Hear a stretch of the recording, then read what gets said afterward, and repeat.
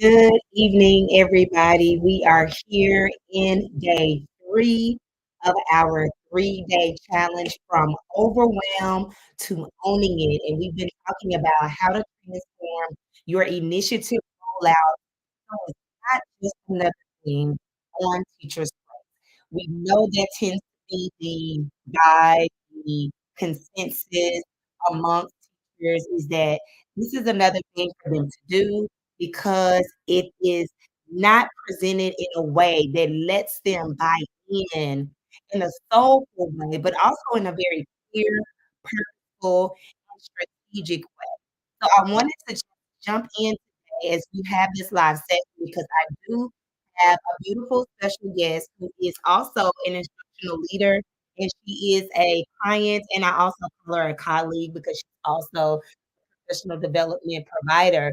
But she's going to give us some perspective on her role as an enrichment instructional lead and what she has experienced with rollouts and how we can make sure that what you're rolling out the program, the curriculum, the instruction, whatever you are rolling out is actually something that is going to be beneficial to not only your students, because they are important, right?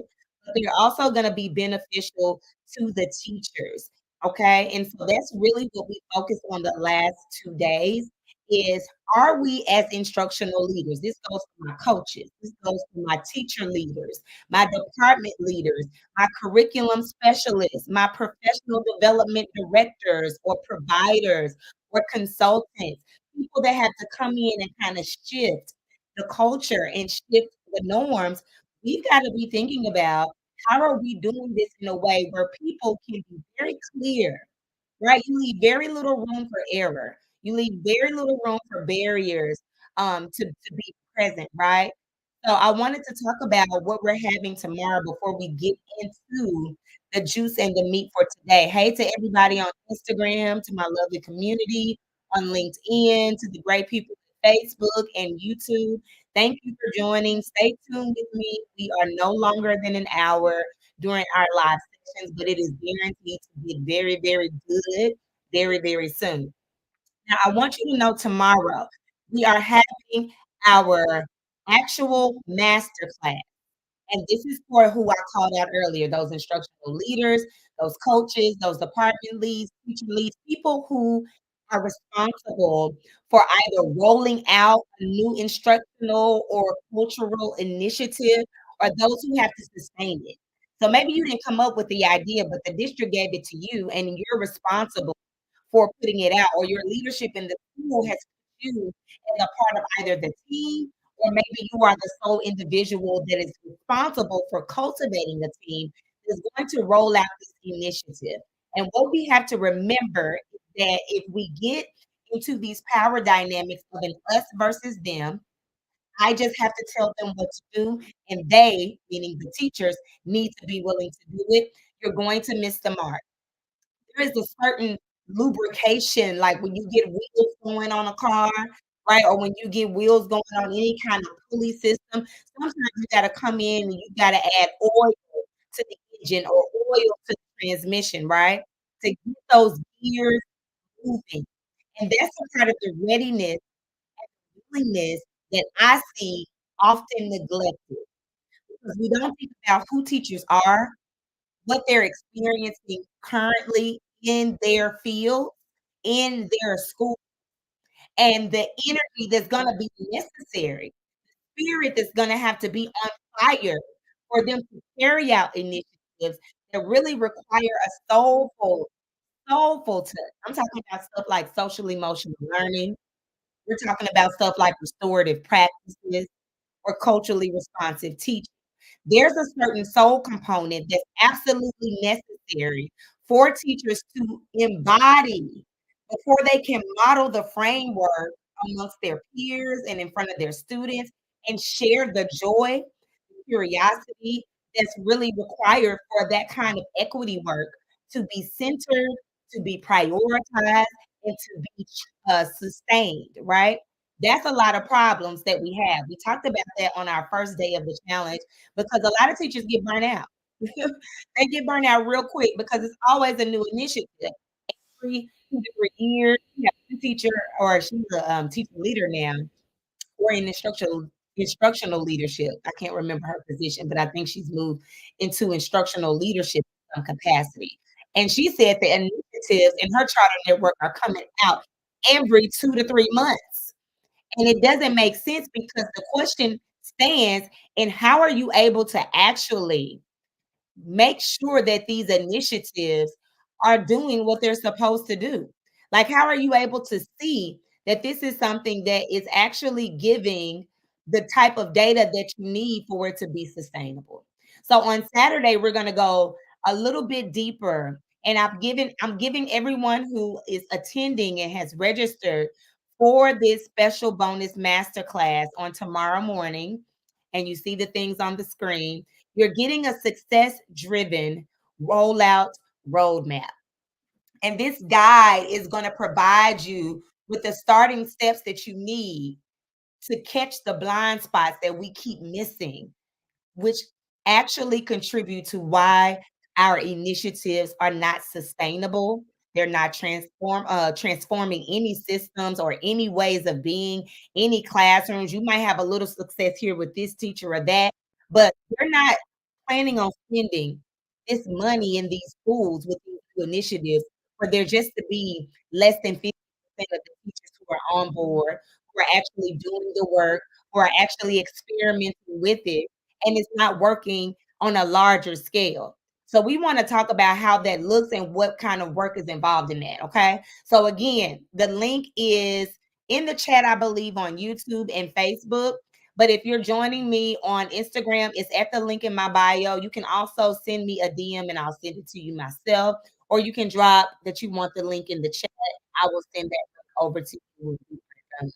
So let's keep going. All right, so let's talk about this. Today we are going to focus on how to ensure that your rollout is actually meeting the need of students and teachers that you are serving.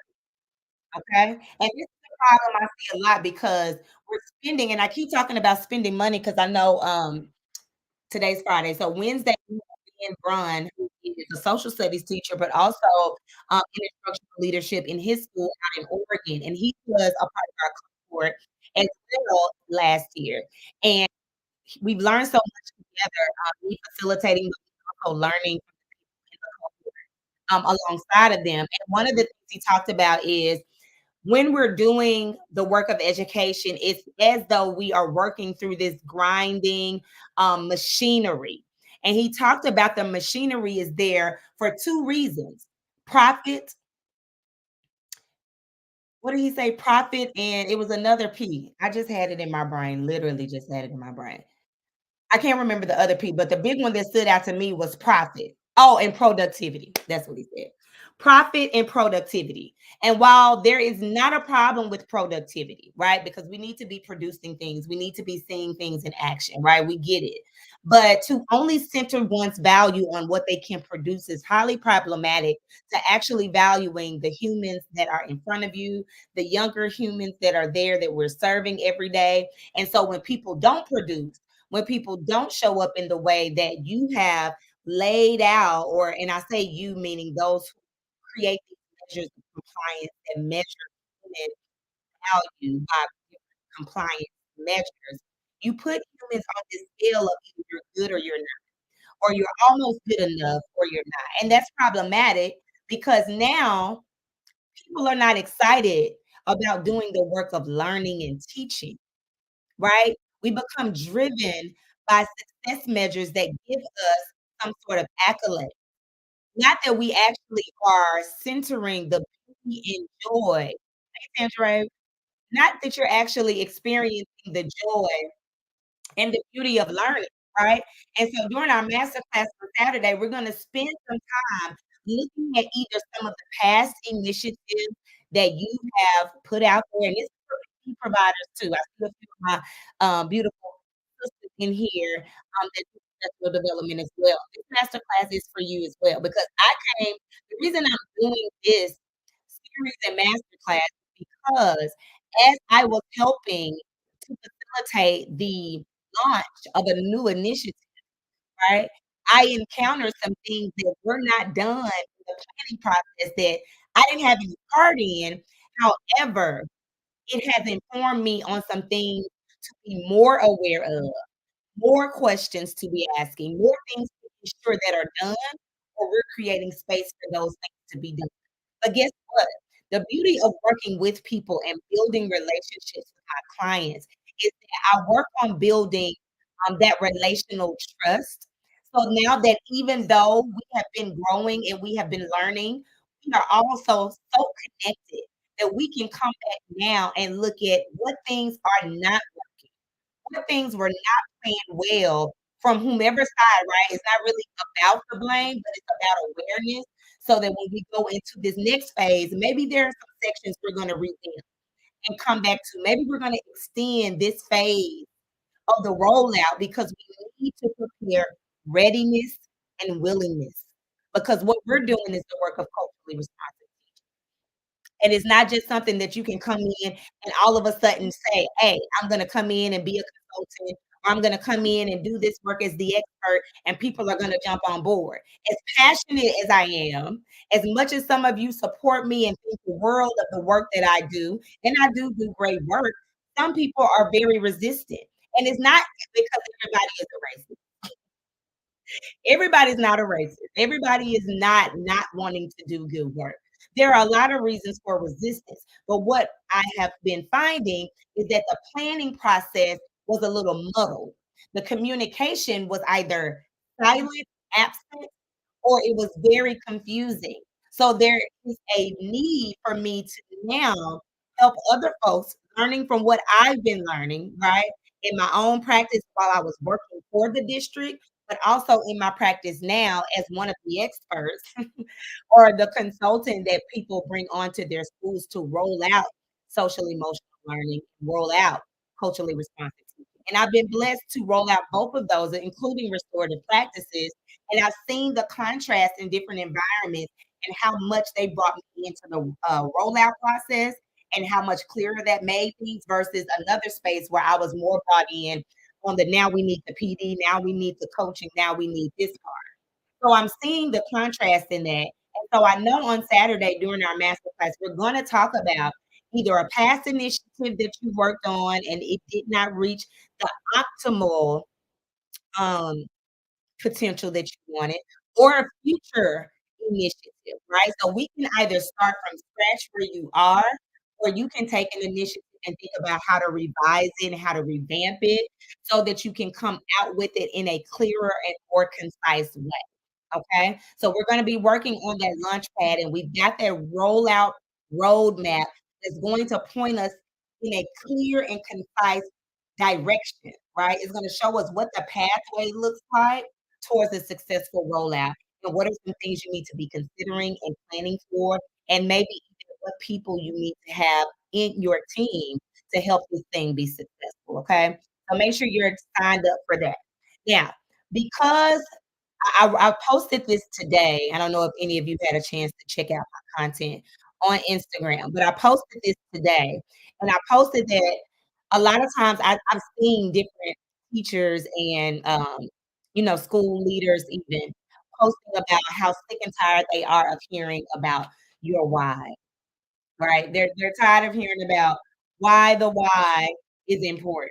And I see that people are dragging that trope in the ground because unfortunately it's been very devalued, right? It's something that's of the utmost importance because understanding the why is going to give purpose so that there is this beautiful trifecta, right? Of of purpose, right?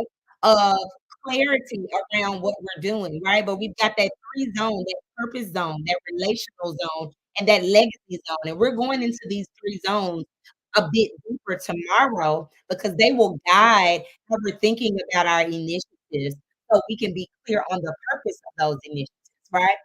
But the problem that I'm seeing is that because we don't understand how important purpose is, or because we haven't seen the importance of purpose modeled by leadership, right? We have a little pep talk.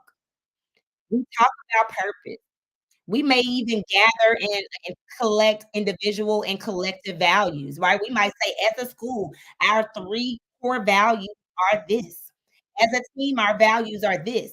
But it's a beautiful work that's done in isolation. Well, that's one thing I do in the leadership with Soul Cohort is we create it's this activity that I do called value mapping. And we come up with what are your core values, but we don't leave them in the first module, right?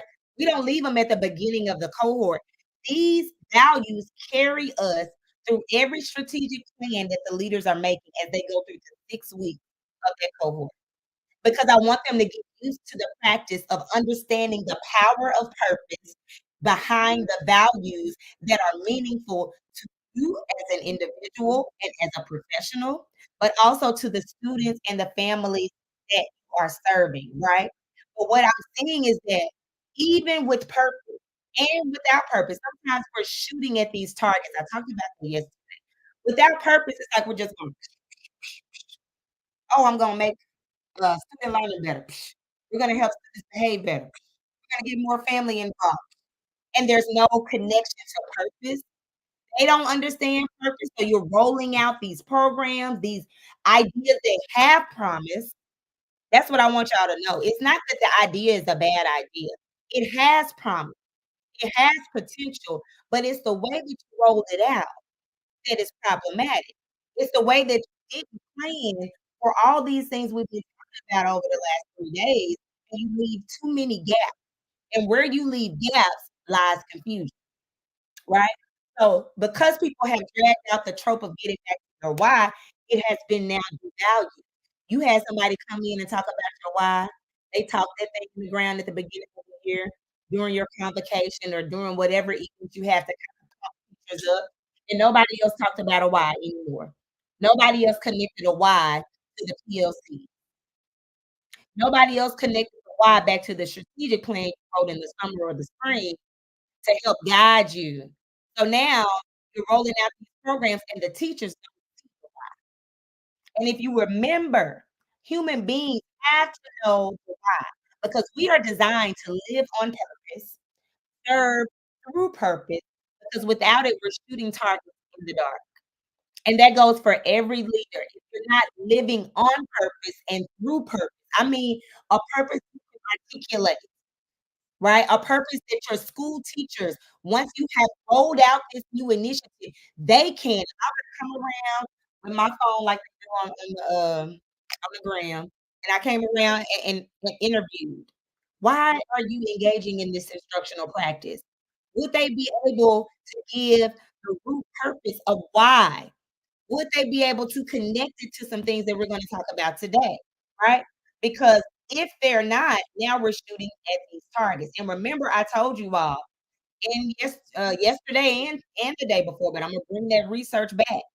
The Learning Policy Institute in 2018 told us specifically that when PD programs emphasize rationale and purpose, it leads, this is their research and they're pretty reputable. It leads to higher teacher morale. And guess what comes next? Higher and improved student outcomes. That's both behaviorally and that from our academics. So now we got to think about purpose. As we talked about purpose, it has to come from clarity. Ask yourself, why are you doing what you are doing? Not just because the district wants it. Because some of us as leader, I've said this before, we're gonna have to get a little bolder about what we're putting on. Yeah, I know they ask they do ask the students in observations, but to me, you should be asking the teachers because the students are still yet learning. And yes, they should understand why they're learning what they're learning. Sorry, y'all, why they're learning what they're learning. But at the end of the day, if the teachers don't know why they're teaching what they're teaching and what's the root purpose other than it's on a curriculum guide or other than we're using this curriculum because the district wants it. Y'all, uh, if we don't know that, then again, we don't know why we're doing what we're doing. So the importance of utilizing holistic data is going to be key, right? And holistic data is that whole child approach, mind, body, and spirit. But what I saw this on Facebook yesterday. Somebody posted a question in a social emotional learning. What is holding teachers back from implementing SEL routinely, daily, whatever? And they said they don't have time. Why? Because we don't value the integration of the mind, body, and spirit. Why? Because the systems have taught us we ain't got time for that. We don't have time for that. They have told us that we are supposed to focus on test scores, that we are supposed to focus on compliance measures, that we are supposed to focus on attendance, like all these things that are behind the numbers. So that's obviously what teachers have been pushed. I don't blame them. They've been pushed because I've been in the same predicament. I know the pressure that comes from when you're expected to perform. You always gotta be on. I always gotta be on. But we can never look at holistic data, so we don't implement SEL, right? But all instructional initiatives, y'all know Imma bring it back to the brain. All instructional initiatives should be centered around SEL. Why? Because we have a section of our brain called the limbic region. You can't get around it. You can't go under it. You can't go over it. You got to work through it. You literally have to work through it because what is in the limbic region of the brain? Your emotions and your memories. Your emotions and your memories. And one thing I found when I was doing some further research, because I'm always trying to stay on tip-top game in my field, and I found that even as you are thinking about getting the attention of your students, which is in the oldest section of the brain, the reticular activating system, AKA the RAS. So as you are trying to get their attention in the RAS, that also can come from emotions that are being censored. That's why when I'm working in my teacher cohorts, which I'm thinking about, I'm going to launch that again. I'm only going to do it once a year this time. But I teach those teachers, and I do the same module on the brain with the leaders in my leadership cohort as well, because I need them to understand that the only way to get the attention is sometimes you can spark an emotional response. And emotions are wide ranging, right? We don't wanna really get into imposing trauma or traumatic things, although some things may feel sad, right? And we are teaching our young people how to navigate sadness, right? But that again comes with knowing your babies and knowing where you are going, knowing the limitations, knowing how far to go in certain groups of kids, right? But the point of it all is that that emotion-based teaching that we seem to not have any time for should be a part of your new initiative. I don't care if it's a culture-centered initiative. I don't care if it's an instruction or academic initiative. SEL should be in that initiative because emotions connect to memory. I want y'all to think about this, right? I had this example down, and I want y'all to think about this. Think about when you were, when your favorite song comes on, right? When you hear a song, you hear a clip from a movie, or you watch a clip from a movie, or you just recall a memory, right? And it brings back a reminder, a visual sometimes of a time that is connected to your memories, to your experiences at that time. It can be good, bad, indifferent, or a mixture. But whatever you heard, that song, that clip from a movie, right? Somebody said a phrase that really reminded you of when your grandmother used to say that all the time when you were a kid. And it brings back an emotion, not just the memory recall. You feel something.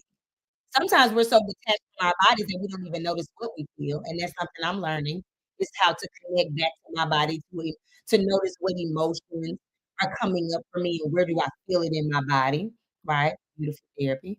Um, but that's also why there is music therapy for our elders, right? Because what's happening is it's helping the brain make connections and sparks. Those are called synapses, right, in the brain, and it's helping them recall a time.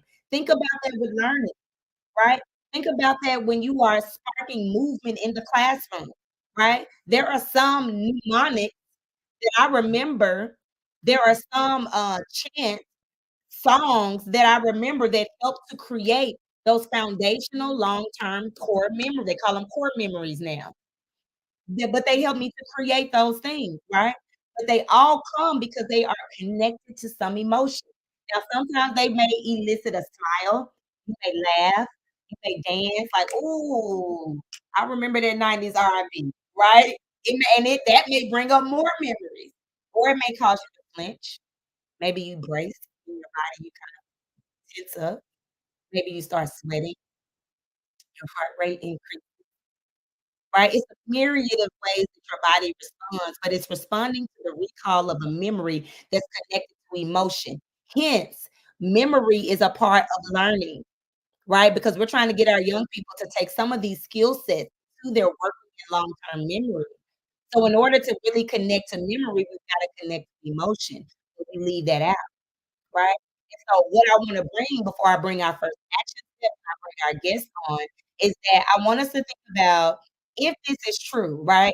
Understanding the power of social emotional learning and why it must be. 'Cause this is how you gonna know what your teachers need. This is how you're gonna know what your students need. Imma tell you this right here, right now. Humans need connection.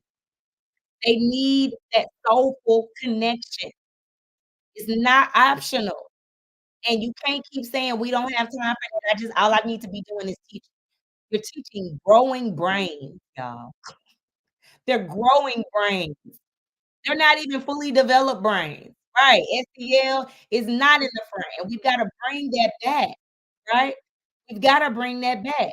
But we're so busy with the compliance stuff, so without the power of SEL in your instructional initiative, it removes the capacity for joy. We talk about joy, but if you don't have SEL in there, you don't even have the opportunity for joy, for connection, for engagement, right? And so one source that I use, Alyssa, hold on, I'm gonna get my daughter to bring me the book.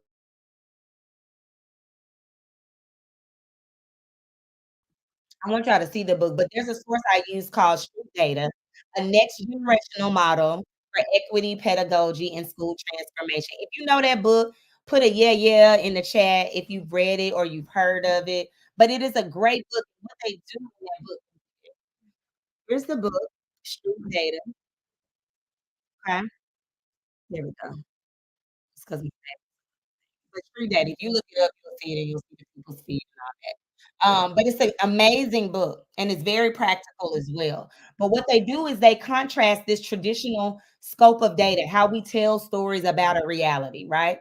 And traditionally, we have been relying on a linear start and stop perspective that's European and mainstream American versus this relational worldview that sees harmony where healing is achieved, the balance of all the core factors in our life, right? And so we talk about holism as a way of looking at how we are teaching our babies. How are we teaching our babies? And you gotta know if you are talking about meeting the needs of your young people and of the teachers, then what you gotta know is you gotta integrate these 4 parts. If you're taking notes, get ready. These 4 parts. These 4 parts are emotional, as I've stressed, spiritual, cognitive, which is the mind, the thinking parts of us, and physical. So I'll say them again. If you got them, put them in the chat for somebody else, and maybe they need a little help to get it down. But the emotional is the heart and the soul. Right? The spiritual is your spirit, the thing that is will be there when your human body is no longer here, right? Your cognition, meaning your mind, your thoughts, the way you think. And remember, when you think, you're always answering questions, a series of questions. Like, what am I gonna wear today? Oh, I'm thinking of an outfit. That's the question being answered. We do that from the time we wake up to the time we go to bed. That's another question, right? And then the last one is physical, our body. And so in holism, this comes from indigenous cultures, right? Who really center how important that integration is. So here is your action step number 1. Oh, I got fancy, y'all. I got it. How do we determine what teachers and students need? Are we looking through a linear perspective? Right? And remember, when we're talking about a linear perspective, what we're talking about is a simple cause and effect. This happened before, right? We have a predecessor or a prerequisite, and this effect happened afterwards, right? And so, or antecedent behavior, other cognitive behavioral therapy words, right? But I want you to take this action step and think about how do we determine what teachers and students need? Like, how do you even know that, right? Thank you, Brooke. Trying to be a little bit tangible. How do you know what they need? Is it linear or relational focus? What's missing from that data, right? Because if it's linear and you're only looking at the numbers, you're only looking at this was the starting cause and the effect. You don't need to take it to those 4 spaces that I explained, the emotion, your cognition, your spirit, nor your body, because now all of those things are not integrated together. So when you're doing that, what's missing from the data? These are things I want you to be thinking about as action steps for you, because you gotta think about now, how does this impact the rollout process? So that is our action step number 1. Everybody got it? These are things I want you, and look, you can take these action steps even if you are not a leader. You can take these action steps, because some of y'all on here real bold. Take these action steps back to your PLCs. When you're talking about data and all they wanna talk about is data, data, data, ask them these questions and see what answers you get. And then allow sometimes when you do get silent, because if they're doing it traditionally, you're probably gonna get silent or a slew of answers that are not really relative to the whole child approach. Then you allow for people to see their own gaps, right? That lends way for people to now see, okay, there's a problem. Doesn't mean they may wanna solve it the way you want, but at least we're bringing out space of awareness, okay? So starting your rollout initiatives, in order to go back, right, we're going back to how we're ensuring that the rollout plans are what your teachers need. It has to start with holistic data. It's got to. Because how can you serve if you don't have a clear target? And if it's not centered around the people you're serving and the people that are carrying out the service, right? So we're always serving children in education, but we're also in leadership, instructional leadership, serving the adults who serve the children. So if your target is not clear, meaning I don't know where exactly I'm going because I'm not using data, meaning I'm not carrying out ethnographic studies or data collection. And I'm gonna give you one way because we're gonna get into this Saturday in the master class, but I am gonna give you one way to think about that, right? Because what you gotta think about, I was talking with my mom, and I'm gonna bring you in very soon, January. I was talking with my mom about when she was a supervisor. She's a nurse, she's been an RN for more than 40 years. But when she was a supervisor in hospice care, she hated it. Why? Because she was middleman management.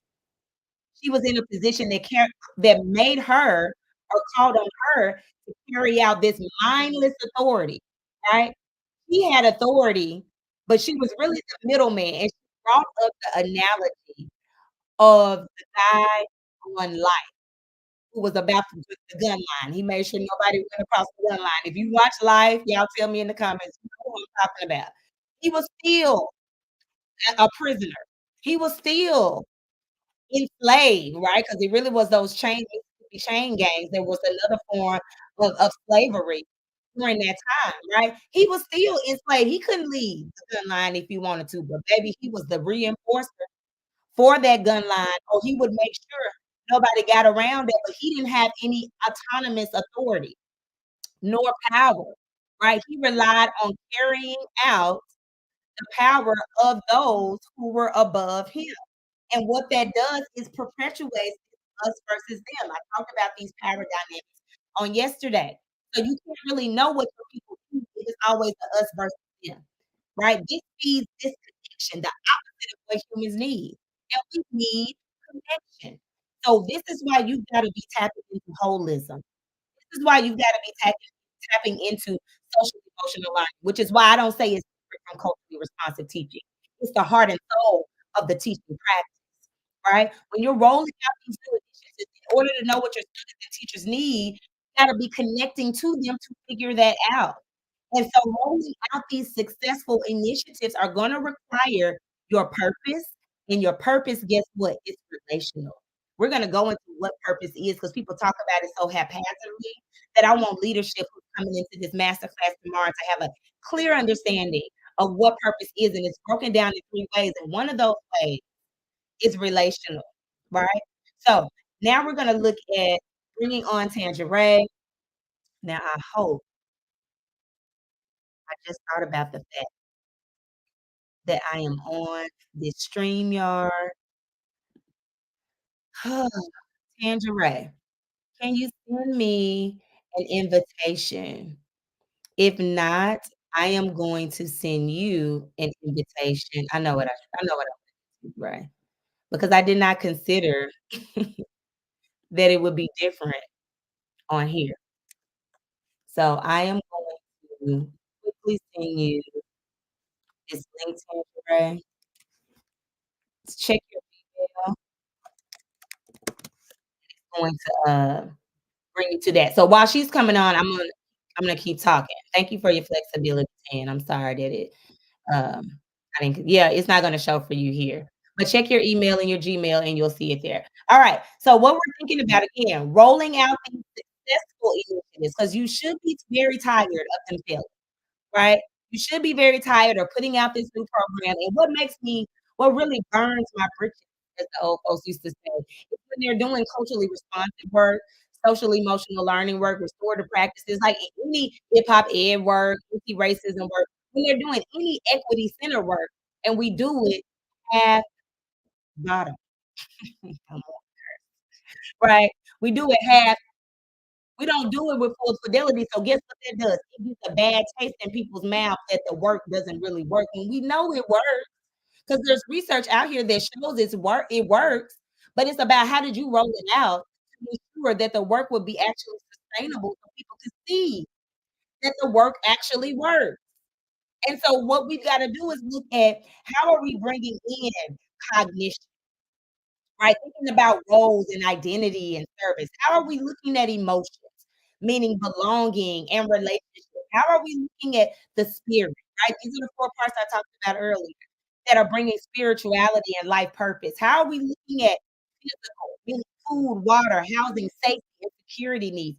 How are these things being brought in? Because guess what? The learning brain can't separate them.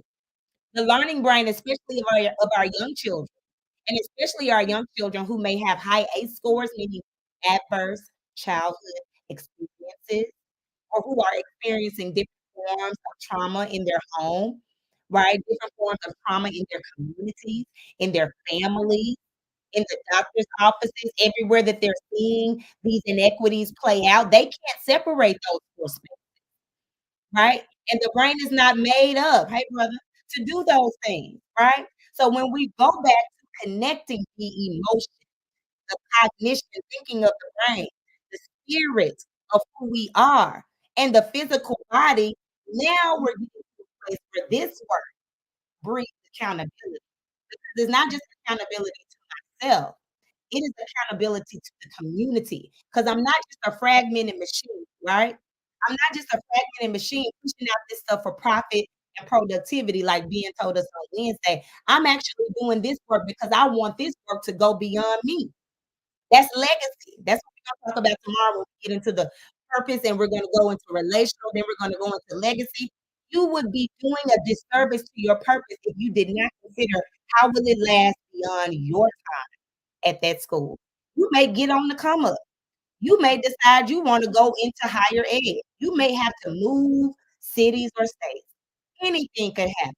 Is the work sustainable and strong enough to outlast you? See, that's where we gotta get beyond our selfishness and the work we're doing, and this is in life in general. Anything you're doing out here in this world from your spirit and the purpose that you were given by the God who created you, there she goes. Then you gotta be sure that you are doing it with purpose that outlives you. That's the beauty. So during our master class, we're breaking these initiatives down to see how you are aligned with God. It's all about keeping it real. This pastor used to say this, so corny and cheesy, but it's funny. You keep it real, you get a better deal, right? And that just came up in my spirit, so Imma share it. You keep it real, you'll get a better deal. As cheesy as that may sound, it's so true. You do get a better deal, right? Even Cat Williams has told us that if you've been watching his podcast with Shannon Sharp, it's all about being truthful in your endeavors. What are you doing? Why are you doing it? who is it going to serve? Because a lot of times we get in leadership positions because we want to show the ego with their title, their pay raise. We want to be among the other folks that makes our proximity to whiteness, not white people, but whiteness, make us feel important. Maybe it's time to do some soul work. If you need that to feel better about who you are, it's time to do some different kind of work, right? Because our babies can't afford for your ego to be stroked while they suffer because your initiatives that you're pushing out are not succeeding. All right, I can keep going on and on, but we have the beautiful Tangerine. Unmute yourself, sis. Hey y'all, hey y'all, hey Dr. Okay, Mel. they suffered. There you go. All right, Tangerine is here. I'm gonna get on my phone because if I put it on the computer, I'm not gonna be able to hear. I'm gonna hear an echo, so I'm gonna watch me from my other phone. But Tangerine, tell the people who you are. Well, I'm gonna tell the people who you are. Real quick. Tangerine is the senior consultant of cultivated connections, design, and consultant. So she is a culturally arts integration guru expert. I've seen her at work, y'all. I've seen her like do a PD. Oh, it's absolutely phenomenal and amazing. I still have the videos in my phone. She is amazing at what she does. But she's also the current elementary, I believe, right, Tan? Elementary. Elementary enrichment instructional lead, and she was a member of our cohort.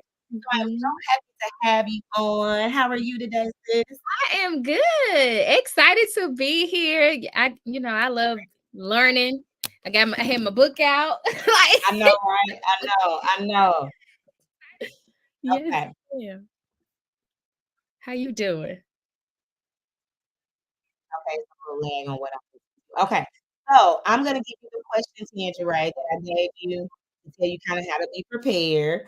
But I want you now as this enrichment. How long have you been doing that?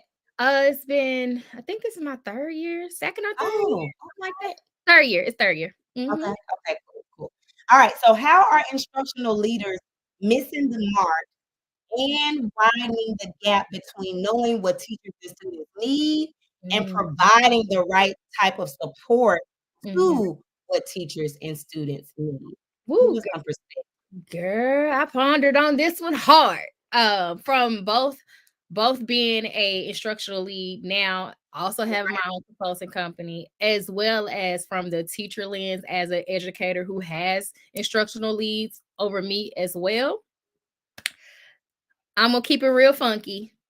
Keep it real. Okay. So I would definitely say the lack of community building and communication, which you touched on a lot of that, like adult SEL and all that in your discussion earlier today or earlier on this live, but like not having real, honest, transparent conversations about like the state of the organization or the state of the school, whether it's happening to the kids or not.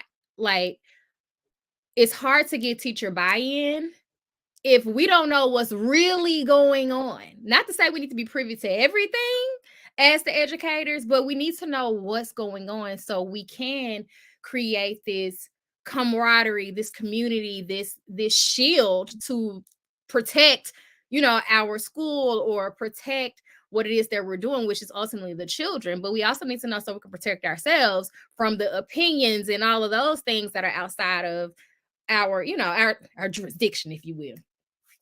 Also like not being clear about like the expectation of something and the steps to getting there. You talk about clarity in a rollout. I was like, oh, let me go back and check what I've done, what I've rolled out. Was I clear? Ooh. and That's the real work, sis. That's the real work. I had to check myself, but I know as a person who is neurodivergent, I get very frustrated if it's not clear for me. And I do well in not showing that frustration because, as you can see, I'm a smiley person and I'm going to ask those clarifying questions. But on the inside, I am boily because I'm like, what's the purpose here? I'm a very what's the purpose type of person, as well as like the colleagues, even my team that I support. They're very, what's the point? What's the purpose? Why are we doing this? And I'm usually the person that will give it to them before you even ask because I hadn't found out what's the purpose. I need to know. Um, Not showing up for the human, and it goes back to your adult SEL conversation, which is one thing I love. I reference your soul work saying all the time now after learning what that meant. But not showing up for the human that just so happens to be an educator. we are all of us educators are adults in life, be lifing outside of those four walls, and a simple check-in of, hey, how you doing? And you actually want to know that answer and give space will support those teachers in them actually telling you what they need for their job. And see, that's so important, Tangeray, because a lot of people miss the value of being authentic. And I believe the other day Ben was talking about sometimes teachers are not going to be willing and open, even if you ask that, how are you? They'll be like, I'm good. Why? Mhm, Because they haven't seen their leadership model vulnerability. The leadership hasn't modeled how do I open up and be, not that I gotta bare my whole soul and tell everybody all my business, but how can I be real about the fact that today is not a good day? It's mhm, not an ice cube day. I'm not feeling it today, right? I've exactly. got this going on, that going on, and I'm trying to push through, meaning that maybe I need somebody to kind of hold me accountable, check in Mhm, on me because I don't want to spaz out on these children. It's not fair to them. I got to do my own work. That's my right. responsibility. But I'm still human and I'm still going through things and to do it Mhm, from an authentic place. And I think that's just so important. So as you are as you are in your enrichment mhm, leadership position, right? And you all, I know, are rolling out something, whether you're rolling it mhm, out every couple of years or you're doing something every year. How do you or what are you thinking about now if you've not done something before? But how would mhm, you go about ensuring that what you're doing is mhm, actually connecting to, like, some of the problems that teachers are having in their classroom? Because mhm, that's a lot of the time the issue is they're like, "You're telling us to do this curriculum, and I'm dealing with this baby who flying off the wall mhm, and who is whatever else is going on, or this child, I can't get past this reading skill set or this math. Like I'm struggling in something already, and you're bringing something else on top of my mhm, struggle. So, mhm. so what are your thoughts about Yeah, so I'm glad you asked that because this year I had a brand new enrichment team. Brand spanking new. One is first year teacher in the school building. The other one I think is third year teacher, however, new content. So, and if y'all are unfamiliar with enrichment is, it's the related arts. So, I do teach dance. Currently, we have a drama teacher and a PE teacher. And when they both came into the space, it was really asking them, who are you? What were your that? experiences Right. prior to walking into this building? Because now Mhm. you're coming to a new school culture, first and foremost, Mhm. um, that already has a very beautiful codified system. So, we got to figure out how can you find you within the system. That's one of my sayings. How can you Yeah, I find you love that. them and not lose yourself and you lose your value and things like that. So definitely starting there has definitely supported with rolling out different things, but also being aware of their level of confidence, incompetence, all those different things before I even roll out anything. I know at one point there was a moment where there were some cultural issues, and that's only because we have beautiful adolescent children growing up there, as Granny say, they're smelling themselves. And then we Mhm. got TikTok layer on that top of that, and there was some conflict that was happening between the students on the outside walls and Mm. showing up in the classrooms, Yeah. and instead of throwing out the initiative that I would have had they had my team in there, as with the longevity or being here a few years ago, which that initiative was to be more intentional about infusing literacy and PE and drama and all the other related Oh, arts. okay. Like that's the initiative that I'm rolling out hopefully this semester. However, I'm not going to do that if they're struggling with classroom management. Like Mhm. Mhm. no point. Uh, Right. not to say they're not competent, but if you can't teach are unable to teach your regular lesson without all the additives, there's no way that the purpose of cultivating literacy within the related arts is going to work. It's Um, not. so just giving them the space to come to me and talk to me about things, express their frustrations in a safe space, and I Mhm. give them the feedback. Because sometimes I simply say, "Would you like feedback, or do you think you can figure it out on your own?" Right. What Giving them that space. right. Because sometimes just simply like today was just a day. That's it. Tomorrow Right. will be there, right? So I hope that answered your That question. did, because you brought up a couple things in, first of all, giving them the space to decide what, or to make a decision around how they want to engage with you, which is something we talked about yesterday and the day before when we're talking about adult learning theory. It is that principle of self-concept, meaning you believe in my adult brain enough to make sound decisions for myself and for the students that I'm over. That is a key to buy-in.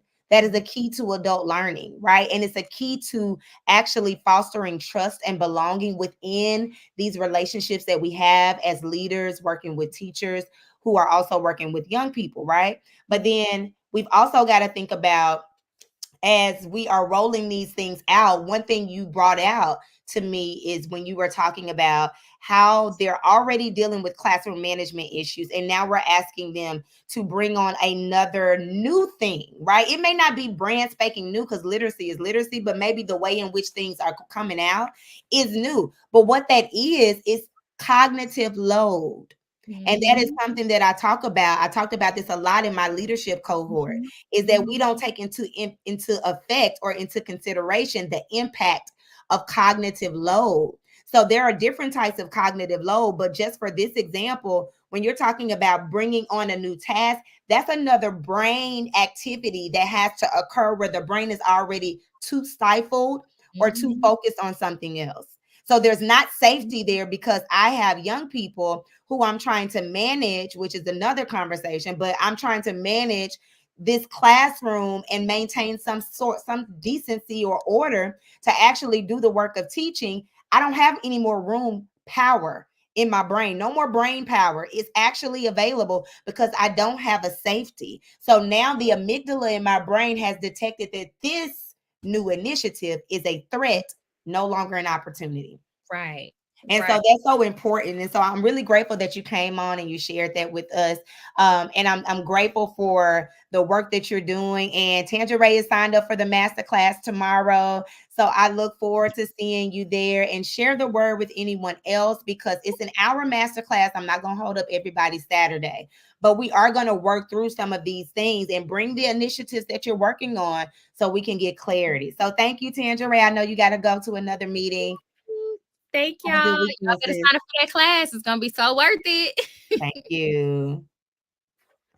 All right. So we appreciate Tangeray. I appreciate Tangeray for coming in. And I want to just close out as we think about the last action step that I have for you all today. Because as we come into these action steps in this challenge and we end the challenge today, it's not just about, for me, coming on here and having a talk. I need for people to be actually tuned in to taking away some very critical reflections that are a part of your being as somebody who says that they want to be culturally responsive. If you are connecting to the identity of a culturally responsive teacher or leader, there is a layer of critical self reflection you must engage in consistently. So, this second action step is thinking about, how do you gain access, right? We talked about holistic data. We talked about this. How do you gain access to the stories of hope and harm? And this is what they're talking about in this book, y'all, right? It's a great text that I use in my work when I'm working with schools, because it talks about equitable data collection, right? And looking at it from a different lens. And we'll kind of talk about the street data and the satellite data tomorrow during the masterclass, right? Where we'll give you some insight into how you can be looking at data. But the goal is you're trying to gain access to the stories of hope and harm that are needed. She understands. Tangeray was just talking to us about a story of harm that her teacher is having, where there's not a lot of hope because she's dealing with other issues. So if you just roll out another initiative without attending to their pain points, then this is how you are not ensuring that your initiative is meeting the needs of your students and of your teachers, right? Because one of those needs we talked about in the physical is to feel safe and secure, and that is necessary. So you can keep rolling the initiatives out if you like. If you feel the pressure from the district or you know you have to do, you can keep doing these things, but they are guaranteed to not give you the sustainable and transformative results that the promise of that initiative really should be yielding. Okay. And we do ourselves a disservice because now we just blame external factors rather than looking at what are we doing to actually plan these things, to actually see the fullest capacity of the work be carried out. Okay. So I want you to think about that. And I'm going to close out and give you one way to think about accessing these stories of hope and harm. One way. We're going to go into a few more tomorrow during our masterclass. So again, if you have not, be sure you register. You can go to the link in my bio on any of my pages or send me a DM and I will send you the link personally. But what I need you to think about are focus groups or town halls. And not only did I get that information here because they gave some others, and I've actually put some of those into practice, but I've also got that information from Culturally Responsive School Leadership, a text written by Muhammad Khalifa. And it's a large body of research about being a culturally responsive school leader. And in that case study, where he breaks down different components and features of culturally responsive school leadership, having a space where you can have real talk sessions. I actually facilitated these when I was working in the district. I was an instructional leader and I facilitated these real talk sessions. I brought in different male mentor groups because I can't really have the deep conversations with our young men because I'm not a man. There are things that I don't know that they need to know and they need to talk about and feel safe. I did these with our girls. We had a nurse come in, talk about their reproductive health. We talked about bullying. We talked about toxic friendships. Like we talked about all the things, right?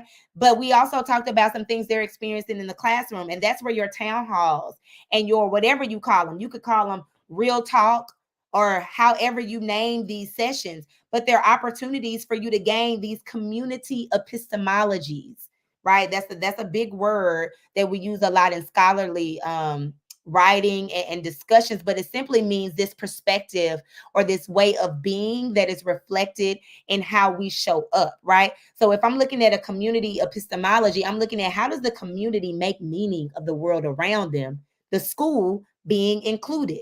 How do I know that? I got to talk to the people. I've got to talk to the people. If I don't talk to the people, if I don't have forums set up, and here's the thing, I want to be very clear about that because sometimes people get excited about, oh, I'm going to do a town hall or, oh, I'm going to do a focus group, but you need to survey the soil first. Survey the soil. Ben taught us about this the other day. If you missed the replays, y'all got to go back to the replays. But survey the soil because is there fruit that tastes like trust?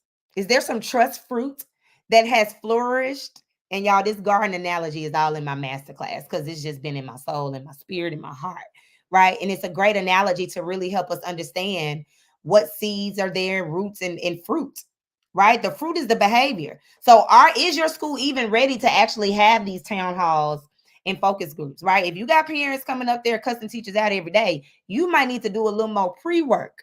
And you might also need to hire someone from the outside to facilitate these groups. I have been blessed with Crystal Allen of K. Allen Consulting to work as an external contractor and help facilitate some of these groups for a school that she was working with.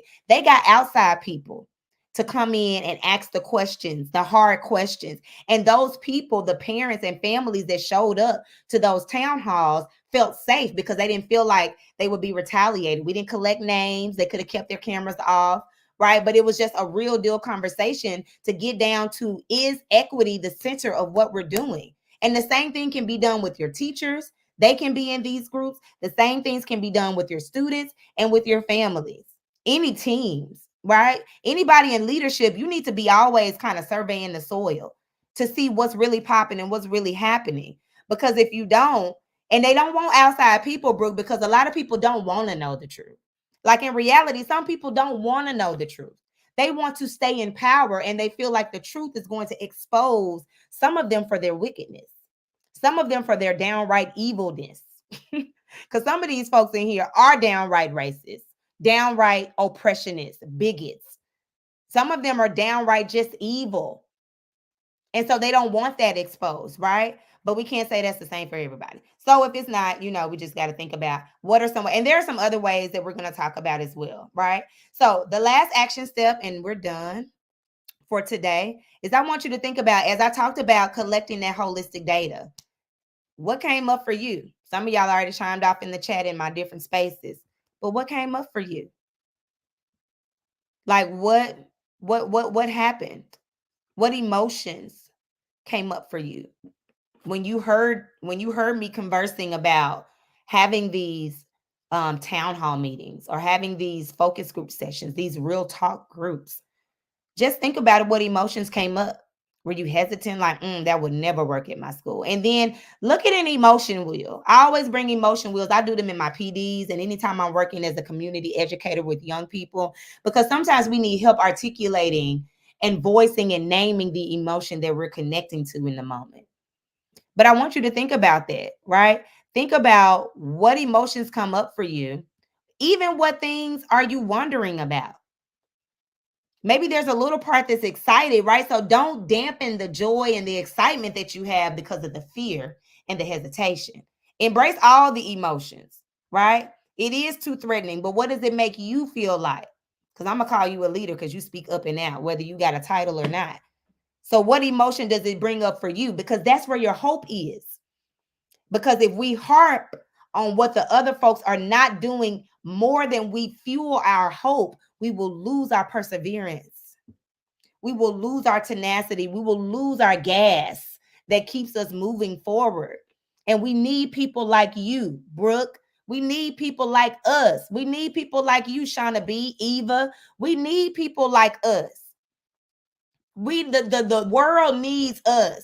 We ain't here for no reason. We here on a big purpose, right? So we've got to think about, how am I taking care of my garden where hope lies, where my faith is being fed, where I still believe, right?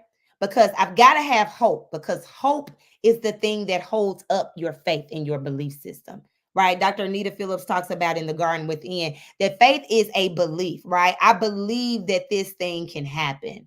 But hope is the belief that I believe this can happen for me. I can experience this.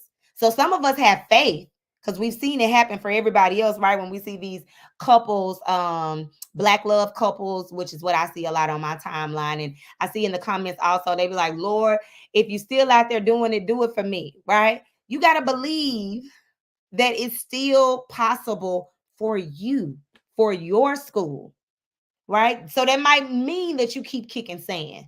You keep raising Cain, right? I'm giving all these old school Southern phrases, but you keep doing the things that's causing a ruckus, right? I'm going to try that out. I have not. I'm going to try that out. I would love a picture book to just kind of take in what's happening in my soul and not have somebody else's words to inform my own. That would be nice, Brooke. Thank you for that recommendation. So as we close out again, we are going live tomorrow at 10:30 a.m. Central Standard Time. You will, if you register, receive a 72-hour access to the replay, because I know lives, but I need you there, because those who are there get some extra goodies. I'm not going to even tell it on the line, but everybody's going to get the free success driven road map or rollout roadmap, right? And it's a guide that's going to look like a journey, and we're going to plot our points. And it's probably going to be a little bit more added. I've been playing with it, and I want to say I'm done, but it's like, but I can add this. So I have to stop myself from giving away so much, because the way my heart be set up and the way the drive is for the work, I could go in on this all day, but I'm keeping it limited to an hour. So come in to the room, sign up. The link is in the bio, or you can send me a DM and just say, I want the link, and I'll send it to you. Thank y'all for joining me these past 3 days. Thank you all for being in space with me here on day 3. I appreciate every single one of you, and I will be back for more lives as my schedule permits. Y'all have a beautiful and blessed weekend. And I know who you meant, Brooke. And I hope to see you all on tomorrow. Bye.